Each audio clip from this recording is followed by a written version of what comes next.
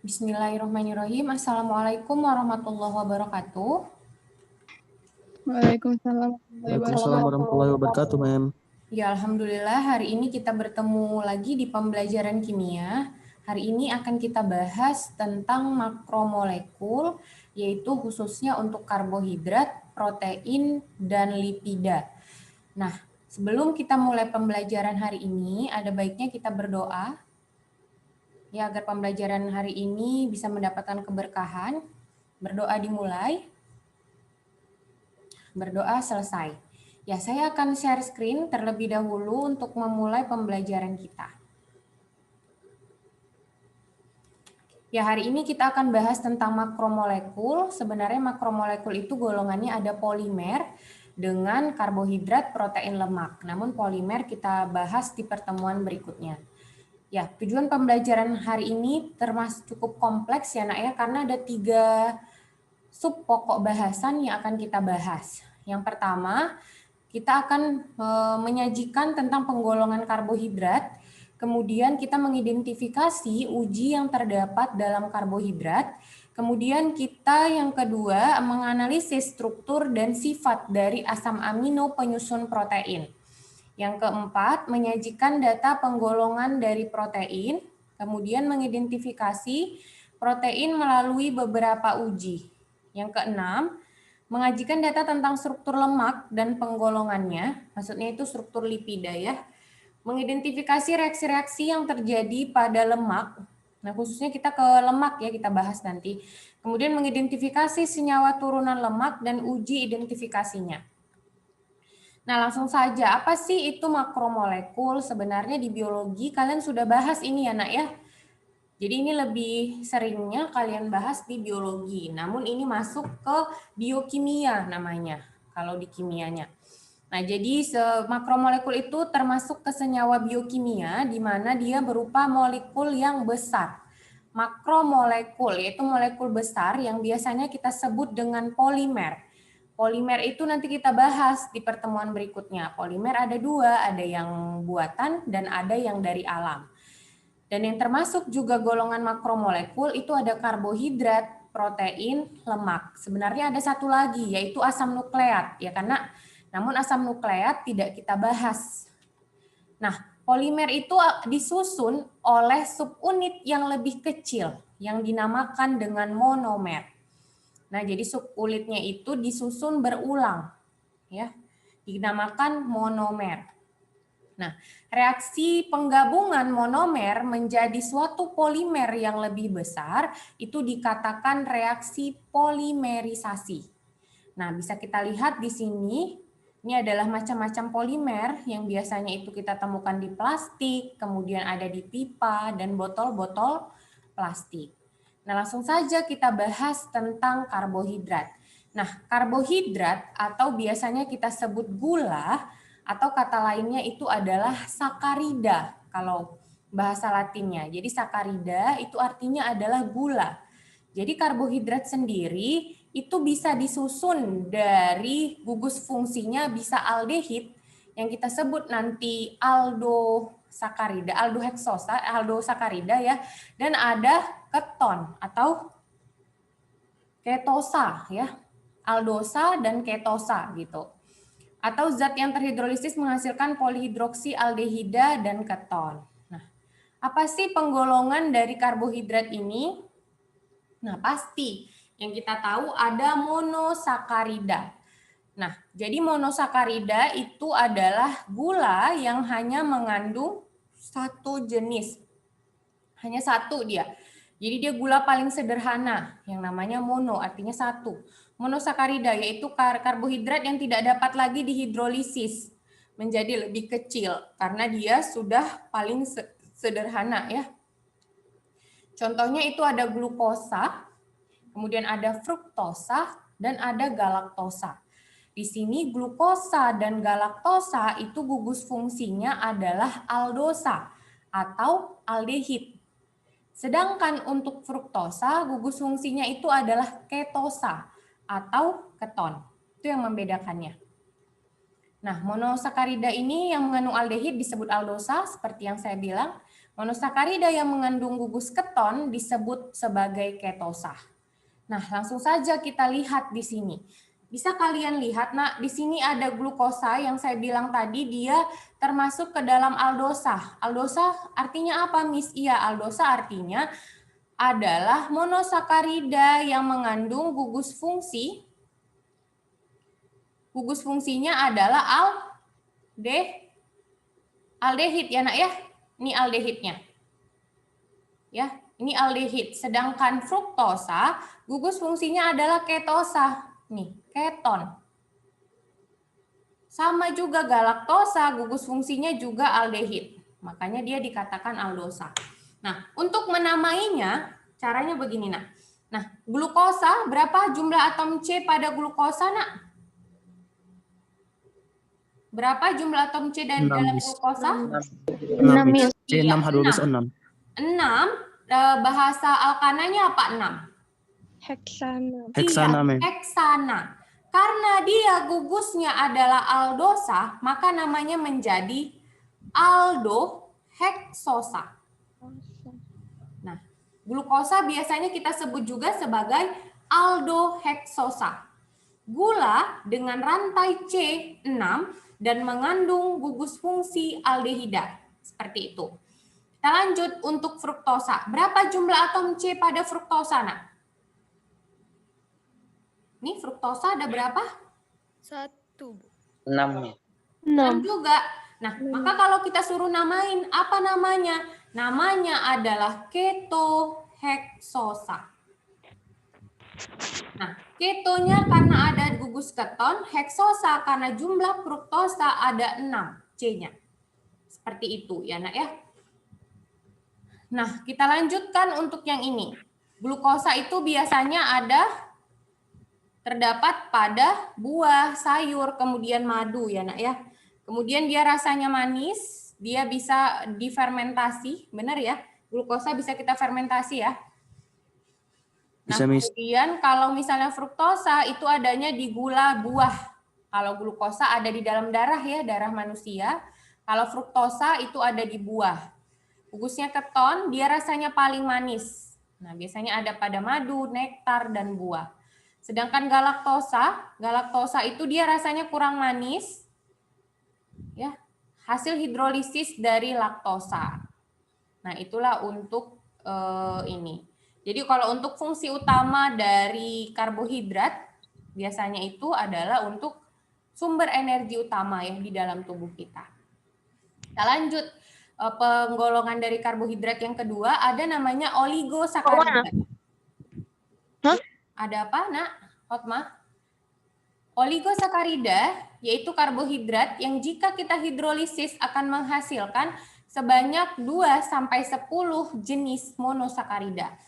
Ya, yang ada di sakarida yaitu ada 2 monosakarida dan ada trisakarida atau 3 monosakarida. Nah, langsung saja, apa sih penggolongan dari disakarida itu?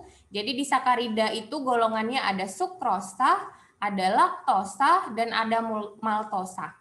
Nah, sukrosa itu biasanya ada di gula pasir ya, laktosa ada di susu, sedangkan maltosa ada di gula juga. Nah, ini yang paling sering ya, Nak ya. Jadi sukrosa itu jika kita hidrolisis akan menghasilkan fruktosa dengan glukosa. Ini yang paling sering ditanyakan. Sukrosa ketika dihidrolisis akan menghasilkan glukosa dan fruktosa. Artinya apa? Artinya monomer penyusun sukrosa adalah glukosa dan fruktosa. Sedangkan laktosa disusun oleh 2 glukosa. Oh, salah ya, terbalik ya. Laktosa itu adalah glukosa dengan galaktosa. Ya, glukosa dengan galaktosa, berarti monomernya ini. Makanya rasa susu itu kurang manis ya, Nak ya. Makanya harus ada tambahan gula lagi. Nah, sedangkan maltosa itu adalah penyusunnya adalah 2 jenis glukosa. Glukosa tambah glukosa. Ini yang paling sering ditanyakan. Hasil hidrolisis atau monomer dari disakarida. Nah, lanjut untuk polisakarida.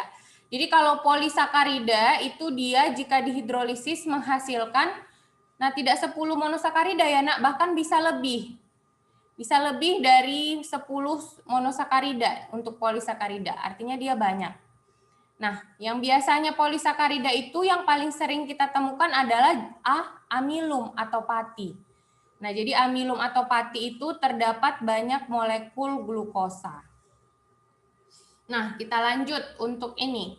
Amilum, jadi golongannya itu ada amilum, ada selulase atau selulosa dengan enzim selulase, kemudian ada glikogen atau yang terdapat di dalam otot. Nah, amilum itu bisa ada pembagiannya. Ada namanya amilosa, ada namanya amilopektin. Tahu nggak bedanya apa, Nak? Di biologi udah belajar belum? Apa bedanya amilosa dengan amilopektin? Nah, jadi amilopektin biasanya kita temukan pada beras ketan ya. Jadi kalau beras ketan itu kan lebih legit daripada nasi yang kita konsumsi. Kenapa bisa membedakan begitu? Karena amilosa di sini ikatannya adalah ikatan yang rantainya adalah lurus. Rantainya lurus, sedangkan amilopektin itu rantainya bercabang. Itu aja bedanya. Kalau di kimianya ya. Jadi kalau amilosa rantainya lurus, amilopektin itu rantainya bercabang. Nah, amilum dia monomernya adalah D-glukosa. Biasanya amilum itu pada umbi, pada biji-bijian itu ya. Dia sebagai sumber energi utama untuk manusia dan hewan ya, biasanya untuk manusia khususnya untuk amilum ini. Nah, sekarang selulase atau selulosa. Serat selulosa maksud saya yang ada di dalam tumbuhan itu tidak bisa kita cerna. Sedangkan untuk hewan seperti sapi itu bisa mencerna selulosa. Karena apa? Karena manusia tidak mempunyai enzim selulase. Sedangkan hewan seperti sapi itu punya enzim selulase. Makanya kita tidak bisa mengonsumsi rumput, ya Nak ya. Itu sebabnya kita tidak bisa mengonsumsi rumput. Jadi selulosa itu banyak terdapat pada rumput, daun, batang, kayu, seperti itu. Jadi kayu itu mengandung 50% serat selulosa. Sedangkan untuk kapas itu 100%-nya mengandung selulosa. Ya, sekarang yang terakhir adalah glikogen. Jadi glikogen itu banyak terdapat di otot dan hati. Ya. Nah, jadi gola otot atau pati hewan rasanya tidak manis. Nah, jadi dia kelarutannya adalah hidrofil, artinya dia senang dengan air ya, larut dalam air. Itu dia untuk amilum, selulosa, dan glikogen. Nah, jadi kalau ditanya apa sih sebenarnya fungsi dari karbohidrat selain sebagai cadangan utama penyimpan energi? Apa aja, Nak? Fungsi karbohidrat selain untuk sumber energi utama? Kalori, Mem. Iya, kalori. Iya, kalori itu energi. Jadi kita makan untuk memenuhi kebutuhan kalori di dalam tubuh yang akan diolah menjadi energi berupa ATP. Ya, itu untuk fungsi dari karbohidrat. Biasanya amilum juga kalian gunakan untuk ini ya, biasanya untuk masakan, untuk pengental seperti itu kita gunakan pati amilum. Lanjut untuk uji identifikasi dari karbohidrat. Ini juga sangat sering ya, Nak ya. Yang pertama ada namanya uji molis. Nah, uji molis itu dilakukan dengan menambahkan alfa naftol dengan H2SO4 pekat. Ya. Uji molis itu kalau dia positif mengandung karbohidrat akan terbentuk warna merah sampai ungu. Itulah uji molis namanya. Yang kedua ada reaksi oksidator atau oksidasi. Seperti pada pembahasan kita di aldehid dan keton, karena karbohidrat juga mengandung gugus aldehid dan keton, sehingga kita bisa identifikasi dia menggunakan pereaksi Tollens dan pereaksi Fehling. Ya, Nak ya. Kalau dia positif mengandung gugus aldehid, Maka untuk pereaksi Tollens dia membentuk cermin perak seperti biasa ya nak ya. Sedangkan untuk pereaksi Fehling dia akan membentuk endapan merah bata. Nah, reaksi yang bersifat positif terhadap gula pereduksi dan bereaksi negatif terhadap gula bukan pereduksi. Ya, seperti itu. Kita lanjut. Yang berikutnya, ini juga sering digunakan adalah uji dengan menggunakan iodin. Kalian masih ingat nggak saya kemarin pernah uji pada elektrolisis? Ya, elektrolisis. Kita untuk menguji benar nggak di situ ada kandungan iodin, kita tambahkan amilum. Ya, hasil positifnya itu adalah warnanya akan biru tua mendekati hitam. Kalau dia positif mengandung amilum, kita tambahkan iodin, maka akan menghasilkan warna biru tua hampir hitam. Kalau tidak, maka dia warnanya tetap kecoklatan.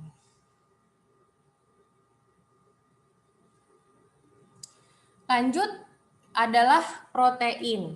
Ya, jadi protein ini adalah fungsi utamanya adalah membentuk jaringan tubuh yang rusak, fungsi utamanya. Nah, jadi protein ini disusun oleh monomernya yaitu adalah asam amino. Nah, ini adalah ikatan atau satu molekul asam amino. Ya, nak ya. Ada gugus karboksil, kemudian ada gugus amin di sini. Nah, jadi asam amino mengandung dua gugus fungsional, yaitu yang saya bilang tadi ada gugus karboksil dan gugus amina.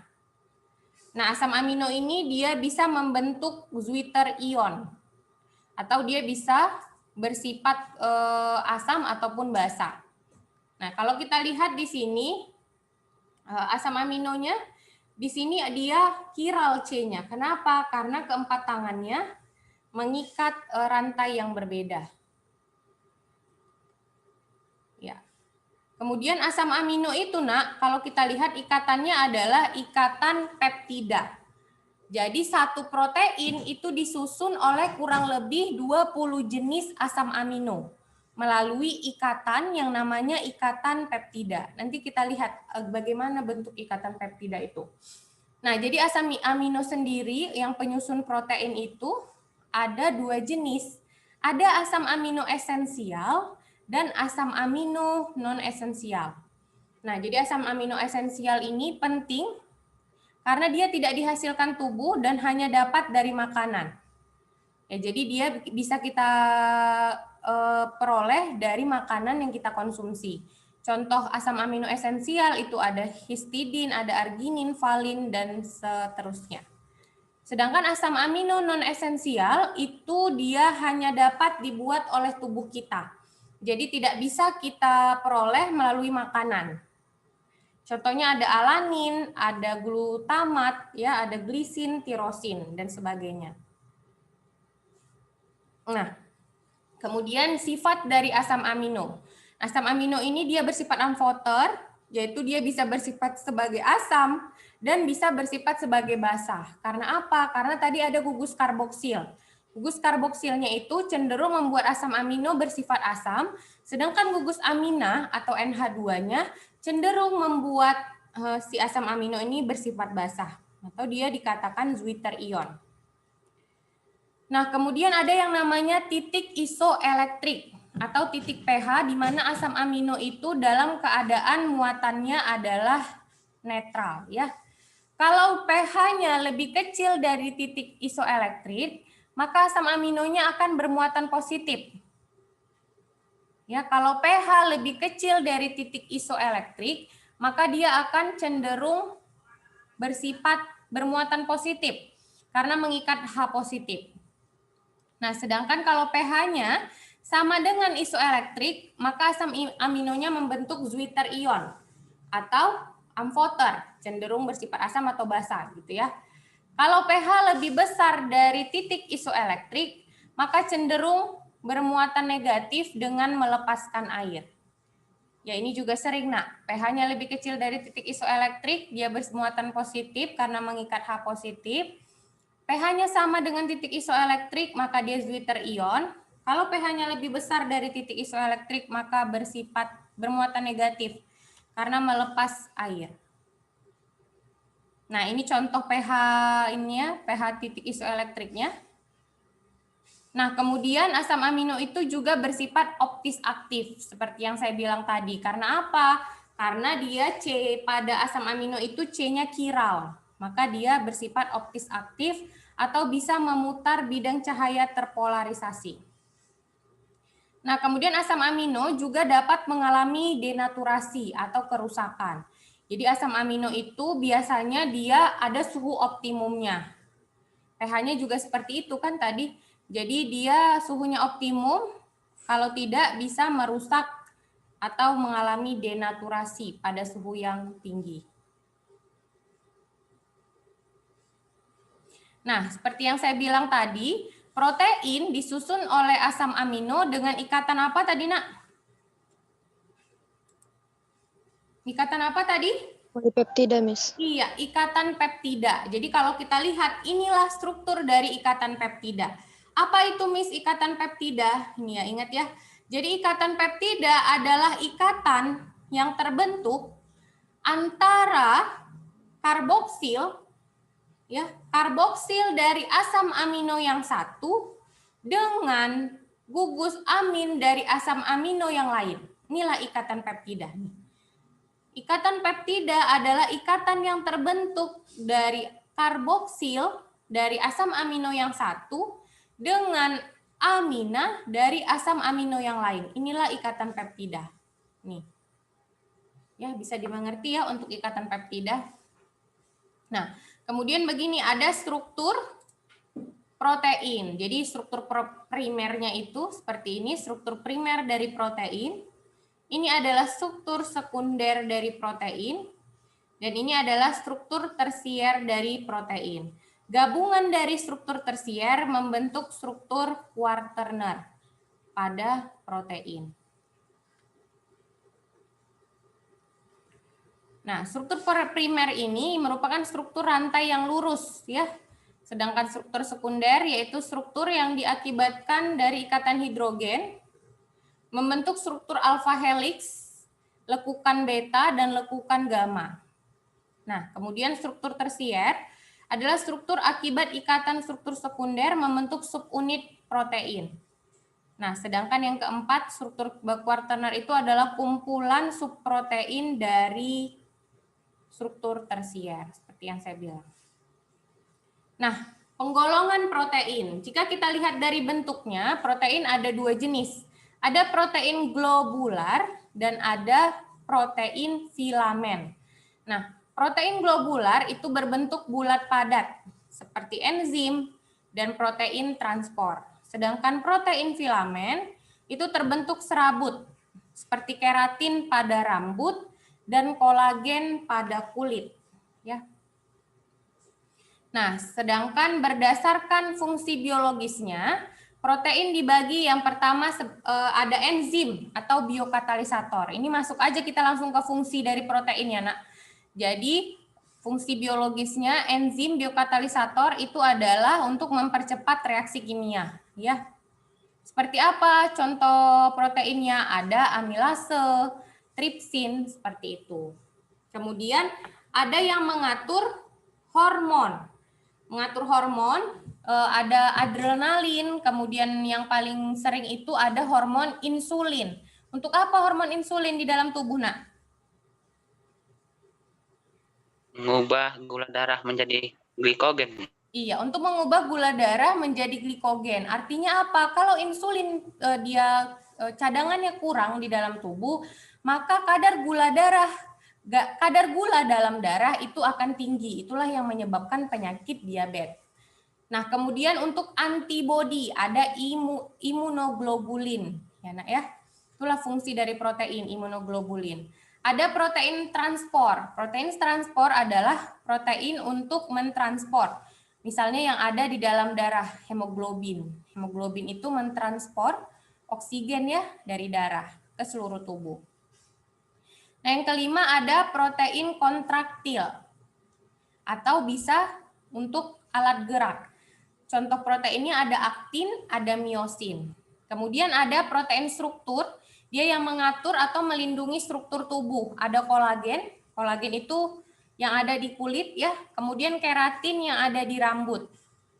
Nah, kemudian ada juga yang ada di kuku. Namanya juga keratin ya pada kuku. Lanjut ada protein nutrien. Jadi protein nutrien ini adalah protein yang fungsinya itu untuk cadangan makanan kita. Ada albumin, biasanya yang ada di dalam telur ya, albumin. Kemudian ada kasein, kasein di dalam susu. Biasanya albumin dan kasein ini untuk cadangan makanan. Misalnya karbohidrat habis cadangannya di tubuh. Nah, kemudian berdasarkan komposisinya, protein itu ada protein tunggal dan protein majemuk. Nah, jadi kalau protein tunggal itu adalah protein yang tersusun atas monomer asam amino saja. Sedangkan majemuk itu tersusun atas asam amino dan zat lain. Seperti itu. Nah, kita lanjutkan saja ini ya. Nah, uji protein yang pertama, ujinya itu untuk menunjukkan adanya ikatan peptida yang dinamakan uji Biuret. Ini yang paling sering. Uji Biuret menggunakan larutan tembaga sulfat dengan larutan NaOH encer atau dia sifatnya basah. Hasilnya positif jika warnanya ungu, hasilnya negatif jika warnanya biru. Ini dia. Warna biru ini dari warna siapa, Miss? Dari warna CuSO4. Jadi CuSO4 itu warnanya memang biru. Nah, itu uji Biuret ya. Kemudian ada uji Milon. Nah, uji Milon ini untuk menunjukkan kandungan tirosin atau adanya cincin benzena di protein. Reagennya adalah merkuri nitrat yang mengandung asam nitrit. Hasilnya positif jika ada endapan merah. Berarti kalau negatif tidak ada endapan merah. Yang ketiga ada uji santroprotein, itu untuk menentukan adanya inti benzena pada asam amino. Reagennya adalah asam nitrat pekat, kemudian dibuat alkalis, artinya ditambahkan basah. Hasilnya positif jika warnanya jingga, hasilnya negatif jika warnanya kuning. Yang berikutnya adalah uji ninhidrin. Dia menunjukkan untuk adanya kandungan asam amino menggunakan reagen ninhidrin yang tidak berwarna. Hasil positif jika warnanya ungu, dan hasil negatif jika tidak berubah warna. Yang terakhir adalah uji timbal asetat. Nah, uji timbal asetat ini untuk menunjukkan kandungan belerang atau sulfur yang ada di dalam protein. Reagennya adalah NaOH yang dipanaskan, kemudian ditambahkan timbal nitrat. Hasil positif jika warnanya biru tua, sedangkan hasilnya negatif jika warnanya itu kecoklatan. Nah, jadi ada banyak fungsi dari protein dan ada juga 5 uji identifikasi dari protein. Kalian bisa baca ulang nanti. Nah, yang terakhir adalah lemak. Nah, jadi sebenarnya ini awalnya itu bukan lemak ya, Nak ya, jadi lipid. Lipida. Nah, jadi lipida golongannya itu ada lemak, ada trigliserida, ya ada trigliserida, kemudian ada fosfolipid, ada hormon steroid. Ini dia. Nah, lihat Nak. Jadi lipida itu golongannya ada trigliserida, fosfolipid, dan hormon steroid. Trigliserida ini golongannya ada lemak dan minyak. Nah, ini yang akan kita bahas nanti, lemaknya yang fokus utama kita. Jadi fosfolipid itu apa, Miss? Fosfolipid adalah lipida yang terdapat banyak di membran sel. Terdapat banyak di membran sel. Sedangkan steroid itu berupa hormon yang ada di tubuh.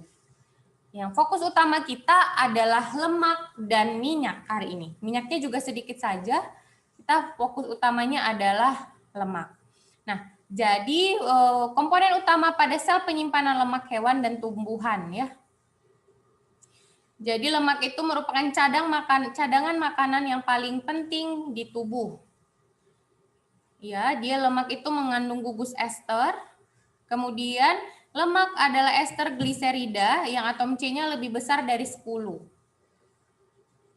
Nah, ini dia.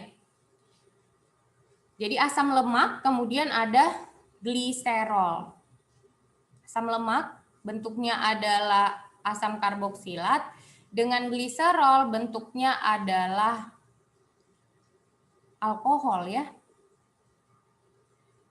Lanjut, asam lemak. Jadi penyusun lemak itu ada namanya asam lemak. Sebelumnya, saya mau tanya ke kalian, bedanya dari lemak dan minyak yang kalian tahu. Apa bedanya lemak dan minyak? Dia sama-sama di golongan trigliserida, namun terdapat perbedaan yang nyata dari lemak dan asam lemak itu sendiri. Ada yang tahu, Nak, perbedaan lemak dan asam lemak? Silakan. Tidak ya? Oke, saya jelaskan. Jadi lemak, dia di suhu normal, itu wujudnya adalah padat. Ya, wujudnya padat, sedangkan minyak di suhu yang normal atau suhu ruangan, wujudnya adalah cair. Lemak, penyusunnya itu adalah, rantainya adalah tidak mengandung rangkap. Artinya dia lemak itu adalah, dia jenuh ikatannya. Ikatannya jenuh, sedangkan minyak ikatannya tidak jenuh. Namun minyak bisa menjadi ikatan jenuh ketika melalui proses pemanasan yang berulang kali. Ya. Kemudian lemak biasanya terdapat pada sel hewan, sedangkan minyak biasanya terdapat pada sel tumbuhan. Makanya kita bisa sintesis minyak dari kelapa, dari tumbuhan. Nah, macam-macam asam lemak, ada asam lemak jenuh. Kenapa dia jenuh? Karena tidak ada ikatan rangkap. Nah, kemudian ada asam lemak yang tak jenuh karena mengandung ikatan rangkap. Ya. Ini dia jenis-jenis asam lemak jenuh dan tak jenuh. Nah, sifat-sifat lemak, lemak pasti dia tidak larut dalam air. Lemak larutnya dalam pelarut yang nonpolar juga seperti ether, seperti itu. Dia bersifat hidrofobik atau dia takut air. Lanjut, lemak itu dibagi atas lemak sederhana atau trigliserida, seperti yang saya bilang tadi, lemak majemuk atau campuran. Nah, ini dia perbedaan lemak dan minyak yang saya bilang. Nah, asalnya dari hewan kalau lemak, minyak itu dari tumbuhan. Asam lemaknya kalau lemak itu jenuh, kalau kalau minyak itu dia tak jenuh. Kalau keesensialannya pasti lemak non esensial, minyak dia esensial. Nah, ini dia. Wujudnya padat untuk lemak, minyak itu cair. Contoh lemak itu apa? Mentega, keju, susu. Contoh minyak itu ada minyak kelapa, minyak zaitun, minyak sayur, dan lain-lain. Nah, yang berikutnya, yang terakhir itu adalah reaksi pada lemak. Reaksi pada lemak itu adalah reaksi pembentukan atau hidrolisis lemak. Jadi lemak bisa kita bentuk dari reaksi esterifikasi ya, Nak ya. Kemudian ini dia, bisa kalian baca saja untuk reaksi pada lemak. Kemudian ada reaksi saponifikasi. Kita juga udah bahas kemarin, apa itu reaksi saponifikasi? Adalah reaksi penyabunan, menghasilkan sabun. Ada sabun keras. Kalau sabun keras itu dia kita tambahkan dia NaOH. Ini juga sering ditanya. Sabun keras kita tambahkan NaOH. Kalau sabun lunak yang kita tambahkan adalah KOH. Tuh. Kemudian ada reaksi hidrogenasi. Reaksi hidrogenasi yaitu mengubah lemak tak jenuh menjadi lemak jenuh. Nah, senyawa turunan lemak seperti yang saya bilang ada fosfolipid, ada steroid. Ya, ini juga bisa kalian baca. Tadi udah saya jelaskan sedikit di depan. Kemudian ini juga yang penting, uji identifikasi lemak.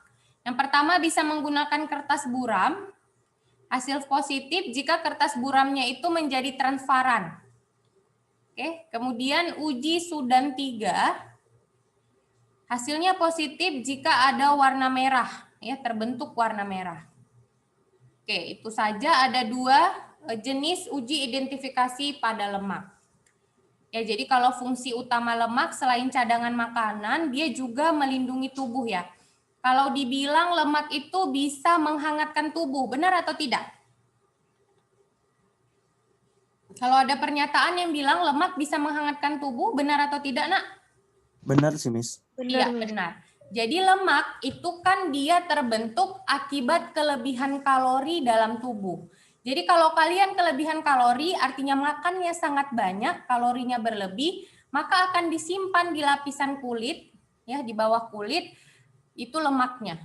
Nah, fungsi dari lemak yang disimpan di bawah lapisan kulit itu untuk menghangatkan tubuh kita di kondisi yang dingin. Seperti itu. Itulah fungsi lemak selain cadangan energi, ya. Kemudian juga penggunaan lemak ini bisa menghemat penggunaan protein, gitu. Karena tadi protein itu fungsinya sangat banyak, sehingga lemak digunakan untuk cadangan energi kedua setelah karbohidrat. Ya, pembahasan kita cukup panjang hari ini tentang makromolekul. Ya, Nak, ya, apakah ada pertanyaan sebelum saya tutup? Tidak ya? Oke, semoga hari ini bisa kalian terima pembelajaran hari ini. Kalian baca ulang lagi materi hari ini karena banyak, cukup kompleks yang kita bahas. Ya, saya akhiri dengan Assalamualaikum warahmatullahi wabarakatuh. Waalaikumsalam warahmatullahi wabarakatuh. Thank you, ma'am.